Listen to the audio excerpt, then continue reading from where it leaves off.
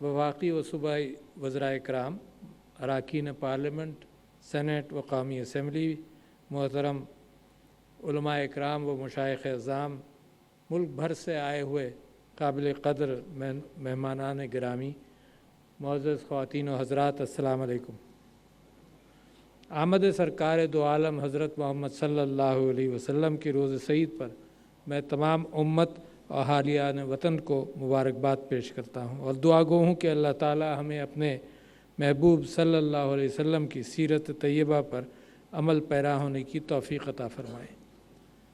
मैं ये समझता हूँ, इस बात को बड़ी अहमियत देता हूँ कि आपका वक्त भी कीमती है और कुछ बातें आपके सामने ऐसी रखूँ जो मुल्क का डायरेक्शन होना चाहिए, मेरी ख्वाहिश भी है।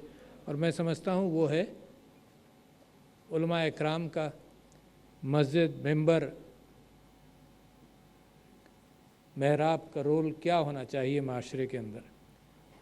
इसी हवाले से मेरा ख़्याल है मार्च या अप्रैल 2019 के अंदर, जिसका ज़िक्र मोहतरम नूरुल हक़ क़ादरी साहब ने किया, मैंने एक ख़त लिखा इस्लामिक आइडियोलॉजी काउंसिल को, इस्लामी नज़रियाती काउंसिल को, और उस ख़त के अंदर मैंने आपको 3 चीज़ें याद थी, एक चीज़ जहन से निकल गई। 4 चीज़ों के हवाले से मैंने दरख्वास्त की थी कि मैं ये समझता हूँ कि मस्जिद, मेंबर, महराब एक ऐसा इदारा है इस्लाम का जिसके रोल के हवाले से मेरे नबी सल्लल्लाहु अलैहि वसल्लम के ज़माने में मरकज़ था हर चीज़ का। और जो मैं इसके बाद आपके सामने बात रखूँगा कि जब भी इसको इस अंदाज से आप सब लोगों ने इस्तेमाल किया तो अल्लाह ने बड़ी बरकत डाली। तो मैंने वो ख़त जो लिखा उसके अंदर माहौलियात के हवाले से गुफ्तगू की और मैंने कहा कि देखिए मेरे नबी सल्लल्लाहु अलैहि वसल्लम, और माशाअल्लाह इतनी सारी अहादीस आपने यहाँ पे सुन ली कि पेड़ लगाने के एतबार से, माहौलियात के एतबार से, वज़ू के एतबार से, हर चीज़ के हवाले से आज से 1400-1500 साल पहले मेरे नबी सल्लल्लाहु अलैहि वसल्लम ने अल्लाह की मशीयत से इंसानों के लिए कुछ हुदूद कायम की। तो उस हवाले से मेरी ख्वाहिश ये थी कि मस्जिद और मिंबर से ये क्लीन एंड ग्रीन की जो कैफियत है ये तो मेरे नबी के ज़माने से शुरू हो चुकी थी और उसको अब हम पाकिस्तान के ऊपर भी और सारी दुनिया के ऊपर चलाना चाहते हैं।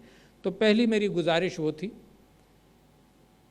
और दूसरी ये थी कि ज़च्चा और बच्चा स्टंटिंग के हवाले से आपने प्राइम मिनिस्टर साहब का फोकस इतना देखा कि पहली तकरीर के अंदर वो एक्सरे लेकर बैठे और उन्होंने कहा कि 40% लोग, और दोबारा अभी फिर स्टेटिस्टिक्स आई हैं जिसकी बुनियाद पर पता चलता है कि 40% लोगों में स्टंटिंग है। इसका मतलब इस महफिल में भी जो 40% लोग होंगे वो स्टंटिंग से गुजरे होंगे। स्टंटिंग होती क्या है? स्टंटिंग ऐसी कोई बीमारी नहीं है जिसके ऊपर हमने काबू पा लिया और गुजर गए। स्टंटिंग ऐसी है कि जो मेरी जहनी कैफियत को, इंटेलेक्चुअल कैपेबिलिटीज़ को महदूद कर देती है ज़िंदगी भर के लिए। ज़िंदगी भर के लिए आपने जो कुछ हासिल किया वो उसके बावजूद हासिल किया। तो ये ज़रूरत है इस वक्त माशरे के अंदर जो ज़रूरियात हैं। देखिए मस्जिद और मेंबर और महराब से वो पैगाम जाएगा जिसकी ज़रूरत है माशरे को, और आपको सुनने वाले और आपकी बातों पर अमल करने वालों का अंदाज़ा तो इस 1 साल और 1.5 साल के अंदर लोगों को बहुत हुआ। तो मैंने ज़च्चा और बच्चा के हवाले से बात रखी थी और मैं ये सारी बातें उस हवाले से करता हूँ कि कुरान क्या कहता है, अल्लाह ताला के फ़रमान क्या हैं। ज़च्चा और बच्चा के हवाले से कुरान कहता है, अल्लाह का फ़रमान है कि अपनी छाती का दूध माँ पिलाए 24 महीने तक। ये स्टंटिंग के हवाले से, न्यूट्रिशन के हवाले से, माँ की सेहत के हवाले से, बच्चे की सेहत के हवाले से अल्लाह का हुक्म 3 जगहों पर तो ये है। इसका प्रचार होना चाहिए ताकि कौम की सेहत बेहतर हो। तीसरी चीज़ आपने बिल्कुल खूब बयान की, वो औरत की वरासत का मामला है। और कुरान के अंदर, मेरी बहनें यहाँ बैठी हैं, कुरान के अंदर अगर अल्लाह ताला ने किसी एक कानून पर सबसे ज़्यादा गुफ्तगू रखी है वो है वरासत। سب سے زیادہ. اور اس کے حوالے سے آخر میں سورہ نساء میں اللہ تعالیٰ فرماتا ہے کہ جو ان چیزوں پر عمل نہ کرے وہ ہمیشہ جہنم میں رہے گا. تو میرے دوستوں، علماء کرام، مسجد کے ائمہ، میرا آپ سے سوال یہ ہے کہ اگر اس قوم کے اندر اس بات کا امکان ہے اور آپ واقف ہیں کہ وراثت کا خیال نہیں رکھا جاتا، تو کیسے آپ اس کو برداشت کر سکتے ہیں؟ اس کا آپ کے اوپر بھی فرض ہے کہ اللہ کے پیغام کو لوگوں کے اندر عام کیا جائے. یہ جو مغربی اصطلاحات ہیں امپاورمنٹ آف وومن، اس سے کہیں زیادہ امپاورمنٹ اس بات کے اندر ہے کہ اس کو وراثت اگر مل جائے تو وہ امپاور ہوتی ہے عورت معاشرے کے اندر، جو اللہ نے کہا ہے، اس سے زیادہ نہیں. وہ بہت ہے، اور اللہ تعالیٰ نے فریکشنز کے اندر بھی اس کو بیان کر دیا ہے. جو چوتھی چیز آپ کے ذہن میں نہیں رہی وہ یہ ہے کہ میں نے یہ کہا تھا کہ بہت ساری بیماریاں کمیونیکیبل ڈیزیزز کہلاتی ہیں. اس میں ڈسینٹری ہے، اس میں کولرا ہے. اس کے لیے سمجھا یہ جاتا ہے کہ ہاتھ دھونے سے یہ بیماریاں پھیلتی نہیں ہیں، جو مجھ سے آپ کو لگیں گی ہاتھ دھونے سے. تو میرے نبی صلی اللہ علیہ وسلم ہر وضو کے اندر ہاتھ دھوتے تھے، ظاہر ہے ہم اور آپ بھی دھوتے ہیں. تو میں نے یہ کہا تھا کہ اس کا پرچار زیادہ کیا جائے، یہ طہارت بے انتہا ضروری ہے. اور اب اسی طہارت کے اندر کمیونیکیبل ڈیزیز کے حوالے سے جب میں نے ہاتھ دھونے کی بات کی تھی تو اسی طہارت کے اندر یہ بات بھی آ گئی کہ یہ کووڈ کا جو آپ نے مقابلہ کیا وہ 3 طریقوں سے کیا، جس میں سے 2 تو ڈائریکٹ لنکیج ہے. ہاتھ دھونا میرے نبی کا حکم ہے، ہاتھ دھونا اس کا ڈائریکٹ لنکیج ہے. اور یہ ماسک بھی وہی کیفیت پیدا کر رہا ہے کہ جو ہاتھ سے بیماری پھیلتی ہے اس کا کم سے کم سانس سے وہ بیماری نہ پھیلے. ہاتھ دھونا، ماسک پہننا، تو یہ آپ تقریباً یہ جنگ، یہ مقابلہ تقریباً آپ جیت چکے ہیں. اور میں نے پچھلے دنوں ٹیلی ویژن پر یہ بات کہی تھی کیونکہ مجھے اسلامی تاریخ کے اندر اتنے واقعات نظر آتے ہیں جو میری اور آپ کی روزانہ زندگی کے اندر میں ان سے سبق سیکھوں. جنگ احد کے اندر آپ کو معلوم ہے کہ میرے نبی صلی اللہ علیہ وسلم نے تیر اندازوں کو ایک پہاڑی پر کہا تھا کہ یہاں سے ہلنا نہیں اور ہٹنا نہیں. لوگوں کو خیال یہ ہوا کہ شاید ہم یہ جنگ جیت چکے ہیں، وہاں سے ہٹ گئے. اللہ تعالیٰ نے ان کو معاف کیا. مگر کووڈ کے حوالے سے بھی آپ بھی ایسے مقام پر پہنچے. دیکھو کتنی بڑی بات ہے. کیا کیا آپ نے کووڈ میں؟ جس چیز پر کسی کی سمجھ میں نہیں آتا، جو چیز سمجھ میں نہیں آتی، انسان مر جاتا ہے ہم کہتے ہیں اللہ تیری مرضی تھی. اولاد پیدا ہوتی ہے ہم سمجھتے ہیں، کہتے ہیں اللہ تیری مرضی تھی. ہر چیز میں اللہ کی مرضی چلتی ہے. کووڈ میں کیا کیا آپ نے؟ ہندوستان آپ کا پڑوسی ملک، جینیٹک اعتبار سے، ڈی این اے کے اعتبار سے ایسی ہی قوم، آب و ہوا کے اعتبار سے ایسی ہی قوم. آپ نے کیا کمال کر دیا کہ آپ نے کووڈ کے اوپر قابو پایا، اور دنیا کہتی ہے کہ پاکستانیوں سے سیکھو. اس کے اندر میں جس بات کو اہمیت دیتا ہوں وہ وہی ہے، وہ یہ ہے کہ ہمیں علماء کرام آپ کے ساتھ جو گفتگو ہوئی اور آپ سب نے اور ہم نے مل کر طے کیا اس بات کو کہ مساجد بھی کھلی رکھیں گے، اللہ سے لو لگائے رکھیں گے، اللہ سے معافی مانگتے رہیں گے، اللہ سے دعا کرتے رہیں گے، تراویحیں بھی برقرار رکھیں گے، جو عیدین ہیں وہ بھی ہم نے مسجد کے اندر سوشل ڈسٹینسنگ کے ساتھ پوری کر لیں. اللہ کو اس کے اوپر میرا خیال یہ ہے کہ اللہ کو پھر ہمارے اوپر پھر رحم آیا. اور رحم کس انداز سے آیا؟ رحم اس انداز سے آیا کہ میرے نبی صلی اللہ علیہ وسلم جن کے حوالے سے ہم یہاں ان کی باتوں کو، ان کی زندگی کو، ان کے اسوہ حسنہ کو یاد کر رہے ہیں، تو میرے نبی صلی اللہ علیہ وسلم نے جنہیں جتنی غریب کی فکر کی ہے، میں سمجھتا ہوں اس عرب معاشرے کے اندر سب سے بڑی تبدیلی جو اشرافیہ کا معاشرہ بنا دیا گیا تھا، جو قانون کے اعتبار سے استحصال کرتا تھا کمزوروں کا، جہاں عورتوں کا استحصال ہوتا تھا، میرے نبی صلی اللہ علیہ وسلم نے وہاں مساوات کی کیفیت بنائی. میرے نبی صلی اللہ علیہ وسلم نے اپنے پیٹ پر پتھر رکھ کر لوگوں کو اپنے گھر کا کھانا بانٹا، اور امہات المومنین نے بھی یہی کام کیا. اور معاشرے کے اندر غریب کا احساس وہ انقلابی تبدیلی تھی جو میرے نبی صلی اللہ علیہ وسلم لے کر آئے.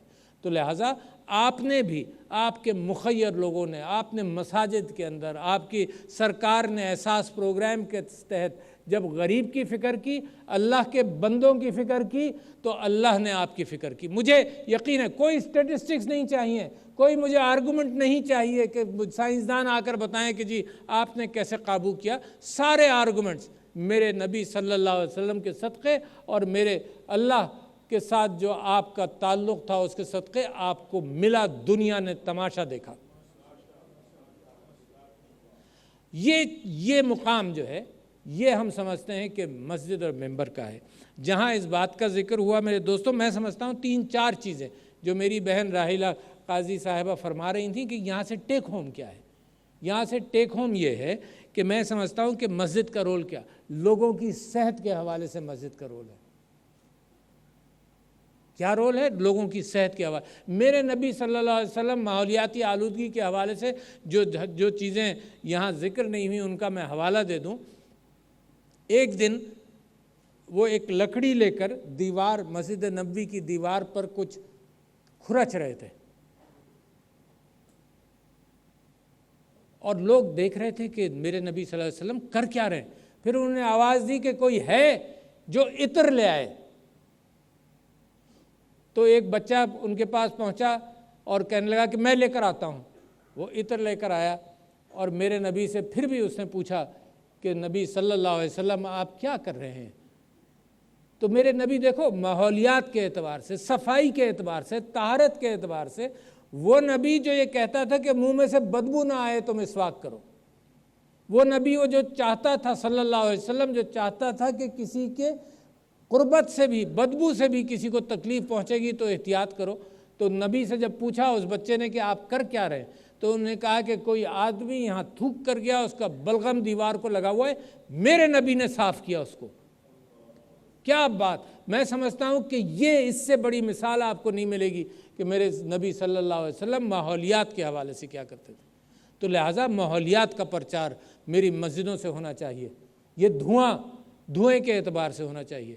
میرے نبی صلی اللہ علیہ وسلم نے اتنی بڑی بات کی، آج کے حوالے سے پوری اترتی ہے کہ انہوں نے کہا خالی سواری، اگر سوار، اس زمانے میں اونٹی کی تو سواری تھی، اس سواری کے اعتبار سے بھی میرے نبی نے کیا کہا، انہوں نے کہا کہ خالی سواری جو ہے وہ شیطان کی سواری ہے، اگر موقع ملے تو اپنے ساتھ کسی کو بٹھا لو۔ آج کیا کہتے ہیں؟ آج یہی کہتے ہیں کہ یہ جو آلودگی ہے اس کے اندر جو گاڑیوں کا استعمال ہے، ایک گاڑی 4 سواریاں خالی ہیں۔ میرے والد صاحب محترم، اللہ تعالیٰ غریق جنت کرے، وہ ہم گھر سے نکلتے تھے، وہ گاڑی چلاتے تھے خود بھی، اور بس سٹاپ پر رک کر سواریاں بٹھایا کرتے تھے۔ جو لوگ پرانے کراچی کے جانتے ہیں، بس سٹاپ پر سواری بٹھاتے تھے۔ میری بہن کو اور مجھ کو اگر آگے زبردستی دونوں کو اکٹھا بٹھا کر اور پیچھے 3 یا 4 لوگوں کو بٹھاتے تھے۔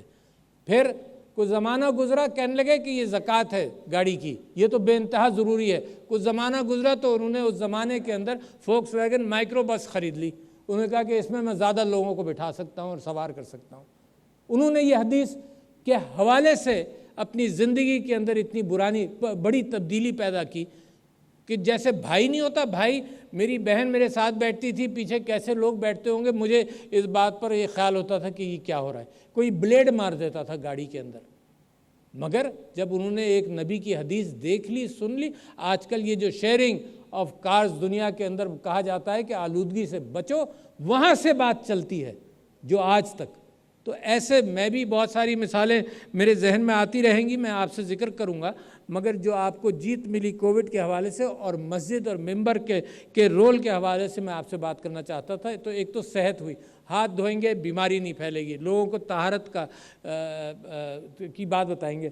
میں نے، کیونکہ میں پیشے سے ڈینٹسٹ ہوں، جب میں پہلا ورلڈ اورل ہیلتھ ڈے منایا گیا، جس کی شروعات کے اندر ورلڈ ڈینٹل فیڈریشن کے اندر میں نے کام کیا تھا، تو میں نے لوگوں سے کہا کہ مسواک کیا کرو۔ تو کسی نے کہا کہ یہ بھی ایسا صدر ہے، اس کو کیا ضرورت ہے، ایسی چھوٹی چھوٹی باتوں کا ذکر کرتا ہے۔ تو میں نے اس کو یہ کہا کہ میرے نبی صلی اللہ علیہ وسلم کان میں مسواک رکھتے تھے، اور 20 یا 22 احادیث ہیں جس کے اوپر رات کو اٹھتے تھے مسواک کرتے تھے، ہر وضو کے ساتھ مسواک کرتے تھے، لوگوں سے ملنے جاتے تھے تو مسواک کرتے تھے کہ منہ میں سے بدبو نہ آئے۔ تو صحت کے اعتبار سے، اور کہتے تھے کہ فرشتہ جب وحی لے کر آیا ہے اس نے کہا ہے کہ آپ مسواک اور کریں، تو فرمایا کہ میرا دل کرتا ہے کہ اتنی مسواک کروں کہ میرے مسوڑے چھل جائیں، مگر اتنی اس کے اوپر انہوں نے ہدایت دی۔ اپنے کپڑوں کے اعتبار سے، اپنی طہارت کے اعتبار سے، ہر چیز کے اعتبار سے آلودگی کا خیال کیا، ماحول کی آلودگی کا خیال کیا۔ لوگوں کو راستے میں کھڑے دیکھا تو انہوں نے کہا تمہارے پر 4 چیزیں ہیں جو تم کرو۔ ایک یہ دیکھو نا کتنی بڑی بات ہے دوسروں کا خیال کرنے کے حوالے سے، کہ نظریں بازار میں کھڑے ہو نظریں نیچی رکھو، یہ اقدار ہیں میرے ملک کی۔ اور آپ باہر یورپ وغیرہ کے اندر دیکھتے ہیں وہ تکلیف پہنچانے کے علاوہ کچھ نہیں کرتے، یہ اقدار ہیں میرے نبی صلی اللہ علیہ وسلم کی کہ نظریں نیچی رکھو، آہستہ گفتگو کرو کہ دوسرے کو ماحولیاتی اعتبار سے وہ پریشان نہ ہو، آہستہ گفتگو کرو۔ اور پھر تیسری بات بھی میں نے لکھی تھی یہاں پر جناب، نظریں نیچی رکھو، کسی کو تکلیف نہ ہو، ایسے کھڑے ہو، آہستہ گفتگو کرو۔ اور چوتھے کتنی بڑی بات یہاں پر بیان کی گئی کہ وہ شخص جنتی ہوگا جو راستے سے کانٹا بھی ہٹا دے، وہ جنت میں جائے گا۔ تو ماحول دوسروں کے لیے صاف رکھنا، اپنے لیے صاف رکھنا، اور اب تو بہت ضرورت ہے۔ جو پانی کے حوالے سے آپ نے احادیث یہاں پہ سنی، پانی کے استعمال کے حوالے سے، تو صرف اس بات پر نہیں ہے کہ میں اور آپ وضو کے اندر احتیاط کر لیں، اس پر بھی ہے کہ میرا کسان جو ہے پانی کو احتیاط سے استعمال کرے، میرا کسان بھی فلڈ اریگیشن نہیں کرے، سپرنکلر یا ڈرپ اریگیشن کی طرف جائے۔ تو آپ کا رول تو بہت بڑا ہے، صحت کے لیے آپ کا رول ہے۔ یہ جو خطبہ مثال کے طور پر آج جمعہ ہے، اس سے بہتر جتنے آپ نے مقالات پڑھے یہاں پر، اس سے بہتر خطبہ نہیں ہو سکتا۔ یہ خطبہ کا وقت جو ہے جمعے کے لیے وہ ہے اس کے لیے مختص کہ ملک کے اور لوگوں کے مسائل جو ہوں وہ میرے نبی کے اسوہ حسنہ کے حوالے سے اور قرآن کے حوالے سے ماحولیاتی ضروریات کے اعتبار سے ہو۔ ایک واحدی صاحب نے بڑی اچھی بات کی کہ ایک ٹالرنس پیدا کریں، یہ منافرتوں کی کیفیت کم کریں، حلم کی بات کریں، حلم، برداشت۔ اور یہ مساجد کے اندر مساجد میں اس کا بڑا رول ہے کہ مسالک کے حوالے سے ایک دوسرے کی جو فرق ہے اس کو اجاگر نہ کریں، جو چیز جوڑنے والی ہے امت کو وہ امت کے حوالے سے جوڑیں۔ تو یہ بھی ایک بہت بڑا رول ہے کہ برداشت اور اخوت کی کیفیت پیدا کریں۔ تعلیم کے حوالے سے اسی محفل میں فکری نشست کے اندر ہم نے سیکریٹری منسٹر تعلیم کو بھی بلایا، اور مساجد ائمہ نے یہ کہا کہ جی فجر کے بعد سے لے کر ظہر تک ہماری مساجد خالی ہیں، یعنی اس کے اندر اگر آپ تعلیم کا اہتمام کریں تو تعلیم کا اہتمام بھی کریں۔ یہ رول ہے، بنیادی رول ہے۔ ہم نے جب کووڈ کے حوالے سے جب بات چیت کی تو میرے ذہن میں یہ بات تھی کہ وہ مسلمان جو 5 وقت وضو کرتا ہے، جو فرض پڑھنے مسجد میں جاتا ہے، اس سے زیادہ ڈسپلنڈ معاشرے کے اندر کم ہی لوگ ہوں گے۔ لہٰذا اگر آپ نے احتیاط کرنی ہے بیماری کے حوالے سے، کووڈ کے حوالے سے، تو سب سے زیادہ ایکسپیکٹیشن، سب سے زیادہ اہمیت ہم نے اس بات کو دی کہ مساجد سے وہ ڈسپلن نکلے گا۔ اور اللہ کا فضل ہے، علماء اکرام نے اور سب نے مل کر جب اس بات کا پرچار کیا، اور 3 چیزیں عام کی، نہ صرف مگر بار بار کہیں۔ اسی وجہ سے نماز کے اندر جب آپ کہتے ہیں اہدنا الصراط المستقیم، تو دن میں کئی مرتبہ کہتے ہیں، کیونکہ اللہ واقف ہے اس بات سے کہ انسان کو بار بار یہ اپنے اوپر کہنا پڑتا ہے۔ تو 3 ہی چیزیں کہیں کہ ماسک پہنو، ہاتھ دھو، تھوڑا سا فاصلہ رکھو۔ اسی طرح بہت ساری بیماریوں کے حوالے سے مساجد کا رول ہے۔ ہم نے ایک اور بات رکھی ہے، شاید آپ تک بات پہنچے گی، اسلامک آئیڈیالوجی کونسل کے ساتھ مل کر، کہ یہ جو 52 جمعے آتے ہیں، ان 52 جمعوں کے اندر موضوعات کا تعین کر لیں۔ آپ واعظ آپ کریں، تقریریں آپ کریں، موضوعات کا تعین کر لیں کہ موضوعات ایسے ہوں جو معاشرے کے اندر اچھائی پھیلائیں، جو معاشرے کے اندر برائیوں سے روکیں۔ معاشرے کے اندر ایک دن ایسا ہے کہ آپ سب لوگوں کی گونج معاشرے کے اندر جائے کہ جھوٹ مت بولو۔ مثال کے طور پر حکمرانوں کے حوالے سے میرے نبی صلی اللہ علیہ وسلم کا کہنا یہ ہے کہ جو تکلیف پہنچائے وہ سب سے خراب۔ حضرت عمر کہتے تھے کہ میرا تو فرض یہی ہے کہ بنیادی ضروریات کی دعا جو ہے وہ اللہ تعالیٰ تک نہ پہنچے، کیونکہ وہ میری شکایت ہے۔ میں نے اہتمام کرنا ہے کہ بنیادی ضروریات انسان کی پوری کرنی ہے۔ تو لہٰذا میری آپ سے گزارش ہے حضور والا کہ اتنا بڑا معاملہ، اتنی بڑی ذمہ داری معاشرے کی آپ کے اوپر ہے، تو لہٰذا اپنے ملک اور قوم کی خاطر، امت کی خاطر، دیکھیے دنیا بدل گئی ہے۔ دنیا کا حال یہ ہے کہ اقدار اور اخلاقیات کی بنیاد پر قومی فیصلے انٹرنیشنل فورمز کے اندر فیصلے نہیں ہوتے، تجارت اور پیسے کے اوپر ہوتے ہیں۔ اور آپ نے کشمیر کے معاملے میں دیکھ لیا کہ جن کے تعلقات ہندوستان کی تجارت کے حوالے سے زیادہ تھے، ادھر وہ ٹلٹ کرتے رہتے ہیں۔ اسلامی دنیا کے بھی لوگ ہوں، ادھر وہ ٹلٹ کرتے ہیں۔ تو لہٰذا اس وقت دنیا اسلام ایک لیڈرشپ کی تلاش میں ہے، جو لیڈرشپ عمران خان صاحب جب گئے یونائٹڈ نیشنز کے اندر، جو انہوں نے تقریر کی ناموس رسالت کے حوالے سے، تو میں سمجھتا ہوں کہ دنیا کو پہلی مرتبہ یہ بتایا کہ ایسی حرکتوں سے مسلمانوں کو تکلیف پہنچتی ہے۔ اچھا، اور دنیا کا قانون ہے کیا؟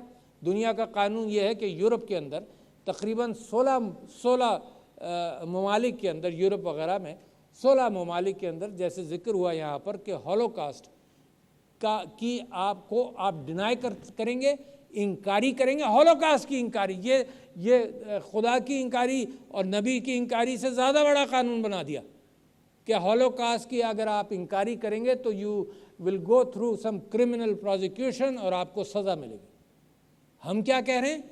کیوں انہوں نے یہ قانون پاس کیا؟ اس لیے قانون پاس کیا کہ وہاں بہت سارے یہودیوں کو مارا گیا، لوگ کہتے ہیں 60 لاکھ، جو بھی فگر ہو، مارا گیا۔ لہٰذا وہاں پر کوئی شخص اس بات سے انکاری کرے تو وہاں تکلیف ہوتی ہے ان کو، ہم مانتے ہیں اس بات کو، مگر مسلمانوں کی تکلیف کا تم کو خیال نہیں۔ اور اسٹیٹ کی بنیاد پر میں مذمت کرتا ہوں کہ پریزیڈنٹ ماکرون نے جس طرح سے اس بات کو لے کر چلے، وہ اپنے یہاں نفاق پیدا کر رہے ہیں، وہ اپنے یہاں نفاق پیدا کر رہے ہیں۔ آپ کا کمال ہے، آپ نے دنیا کو سکھایا کہ مہاجرین کو، آپ نے افغان مہاجرین کو جس طرح سے پناہ دی۔ یہ جو ہیومینیٹیرینزم ہمیں سکھانے والے لوگ ہیں، یہ 100 پناہ مہاجرین کو برداشت نہیں کرتے، اپنے ملک میں آنے نہیں دیتے، میڈیٹرینین میں ڈوبنے دیتے ہیں۔ یہ تو آپ کا کردار ہے، مسلمان کا کردار ہے کہ 35 لاکھ کے اوپر کبھی سیاسی فیلڈ کے اندر ایک سیاستدان مجھے معلوم نہیں ہے، میں نے سنا نہیں ہے جس نے کہا ہو ان کو واپس بھیجا جائے۔ یہ آپ کا کردار ہے، اور وہ ہیومینیٹیرینزم ہمیں سکھانے آتے ہیں۔ تو میں سمجھتا ہوں کہ آپ ایک بڑھتی ہوئی، ابھرتی ہوئی مسلمان قوم ہے، مگر وہ رول جو ہے مسلمان قوم کا، وہ مساجد، ائمہ، ممبر اور محراب کے بغیر نہیں ہوگا۔ بہت بڑی ذمہ داری میں آپ کے سامنے رکھنا چاہتا ہوں، اور یہ بہانہ، اس سے اچھا کیا بہانہ کہ جناب حضور اکرم صلی اللہ علیہ وسلم کی پیدائش اور ولادت کے دن ہم اس راستے پر چلیں جو میرے نبی نے جس کا تعین کیا، جو مسجد کے اندر بیٹھ کر سارے مسائل حل کیا کرتے تھے، اپنے دل اور اپنے جذبات سے اور اپنی ہمدردیوں سے لوگوں کے اندر جو انہوں نے معاشرہ پیدا کیا، وہ معاشرہ پاکستان میں جو آپ نے غریب کا احساس کووڈ میں احساس پروگرام کے اندر اپنے خیرات اور زکوٰۃ کے اعتبار سے کیا، تو اللہ کو پسند آیا ہی ہے نا، جبھی تو آپ بچ گئے، ورنہ لاکھوں ڈاکٹر تو کہتے تھے سڑکوں پر مریں گے، ڈاکٹر کہتے تھے فٹ پاتھ پر مریض بیٹھے ہوں گے، فٹ پاتھ پر ڈاکٹر علاج کر رہے ہوں گے، اتنے لوگ مریں گے۔